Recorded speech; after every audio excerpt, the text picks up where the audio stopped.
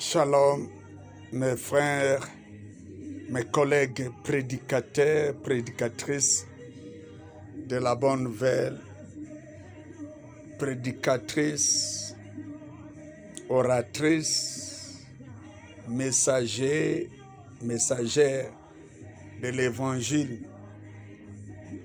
Nous sommes dans ce champ, le champ de Dieu, c'est Dieu qui nous a établis. C'est lui qui nous a choisis. Nous ne sommes pas les hommes des hommes, bien les femmes des femmes, mais nous sommes les hommes de Dieu. Les femmes de Dieu, c'est le Seigneur Jésus qui nous a établis dans son champ et dans le corps de Christ, ainsi dans l'église locale. J'étais en prière depuis hier jusqu'à aujourd'hui. Vraiment, mon âme est touchée par la parole dans Hébreux 13, le verset 17. Il dit que les prédicateurs, nous veillons sur les âmes auxquelles nous devons rendre compte. Retenez ceci, mon ami prédicateur, prédicatrice. C'est le Seigneur qui nous a établis sur ces gens.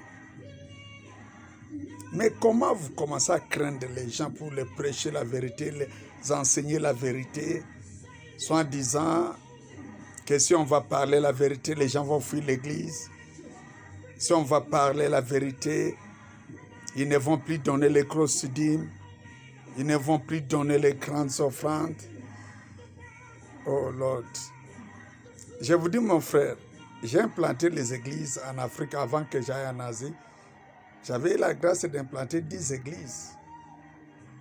La dernière église, c'était en Afrique australe, en 99, et Dieu me dit d'arrêter l'implantation, que j'entre dans la phase supérieure pour les missions des nations, pour l'édification des corps de Christ. Quand Dieu m'a dit d'arrêter, j'avais béni Dieu parce que j'étais délivré. Vous voyez le verset là d'Hébreux 12, chapitre 13, le verset 17. Si je me craignais. Maintenant, vous, mes amis, pourquoi vous flattez les gens? Sachez toutes les flatteries que vous utilisez dans vos prédications, dans vos messages. Les âmes vont dire Amen, mais vous aurez à rendre compte les jours-là devant le Seigneur. S'ils ne sont pas sanctifiés, c'est vous. S'ils ne sont pas repentis, c'est vous. S'ils ne sont pas préparés pour l'enlèvement, c'est vous. Vraiment que Dieu bénisse. Celui qui a des oreilles attend ce que l'Esprit dit à